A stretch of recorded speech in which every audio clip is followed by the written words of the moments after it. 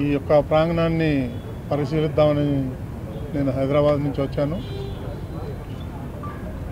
ఏర్పాట్లన్నీ కూడా అడిగి తెలుసుకున్నాను. చాలా బ్రహ్మాండంగా జరుగుతున్నాయి. ఇందులో భక్తులకి ఎలాంటి ఇబ్బంది లేకుండా చేయాలని అధికారులు రాత్రింబవళ్ళు కష్టపడుతున్నారు. నేను ఎప్పటికప్పుడు తెలుసుకుంటున్నాను. ఈఓ ద్వారా, జేఈఓ ద్వారా 8 చోట్ల కూడా గతంలో లాగానే ఏర్పాట్లన్నీ కూడా బ్రహ్మాండంగా జరుగుతున్నాయి. ఏమన్నా చిన్నవి ఏమన్నా ఉంటే ఈ 2 రోజుల్లో కంప్లీట్ చేద్దామని అధికారులు చెప్తున్నారు. కాబట్టి ప్రజలకి ఇచ్చే మెసేజ్ ఏంటంటే అందరూ 9వ తారీఖే రావాలి, 10వ తారీఖు రావాలనేది కాకుండా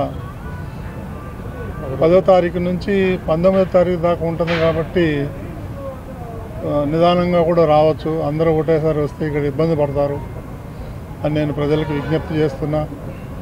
ప్రజలందరూ కూడా, భక్తులందరూ కూడా సహకరించాలి మాకు. అప్పుడే ఈ యొక్క వైకుంఠ వైభవంగా జరుగుతుంది. కాబట్టి ఎన్నైతే జాగ్రత్తలు తీసుకోవాలో సెక్యూరిటీ పరంగా అన్ని రకంగా మన వాళ్ళు బ్రహ్మాండమైన ఏర్పాట్లు చేశారు. ఎలాంటి ఇబ్బందులు ఉండవు భక్తులకి.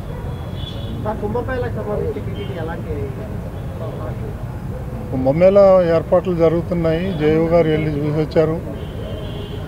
అది అక్కడ కూడా 4 ఎకరాల్లో ఇక్కడ ఏదైతే నమూనా ఉందో దాని ప్రకారం అక్కడ కూడా చేస్తున్నారు. త్వరలోనే మీకు అవన్నీ విజువల్స్ కూడా ఇస్తారు. అందులో ఎలాంటి ఇబ్బంది లేదు.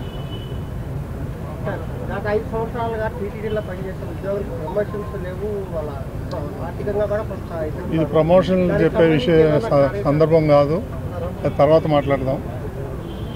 ఇప్పుడు ఓన్లీ వైకుంఠ వైభవం గురించి ఏర్పాట్లు ఎలా ఉన్నాయి, లా అండ్ ఆర్డర్ ఎలా ఉంది, వాళ్ళ ఫెసిలిటీస్ ఎలా ఉన్నాయి, దాని మీద మాట్లాడదాం. అది గవర్నమెంట్ దగ్గర ఉంది, రావాలి. మనమైతే టీటీడీ అయితే లెటర్ రాసింది. అది టీటీడీ లెటర్ స్థలం కాదు, అది గవర్నమెంట్ది. టూరిజం డిపార్ట్మెంట్కి ఇచ్చారు. వాళ్ళ దగ్గర నుంచి టీటీడీ తీసుకోవాలని మనం లెటర్ రాసాము. అది గవర్నమెంట్లో పెండింగ్ ఉంది. అది రాగానే మొదలు పెడదాం. వైకుంఠ ఏకాదశికి సామాన్య భక్తులు ఎలాంటి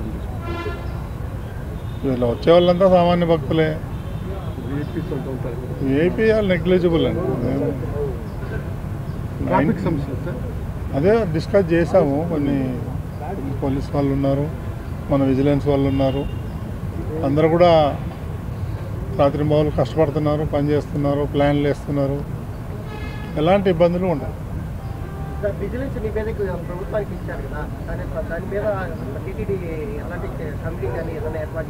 ఏం విజిలెన్స్ రిపోర్ట్? అది గవర్నమెంట్లో ఉందండి. అది it is too early to say anything. అది గవర్నమెంట్ చూసుకుంటుంది, టీటీడీకి సంబంధం లేదు.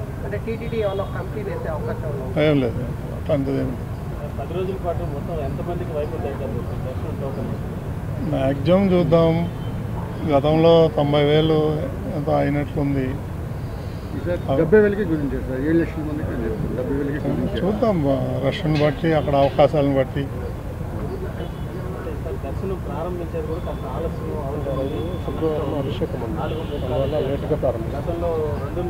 అది ఈరోజు 4 o'clock మీటింగ్ ఉంది తిరుమలలో. ఈ పాయింట్ కూడా నా దృష్టికి వచ్చింది. దాన్ని ఆలోచన చేద్దాం. ఎందుకంటే అభిషేకం ఉంది ఆ రోజు, లేట్ అవుతుందేమో అనేది ఒక పాయింట్.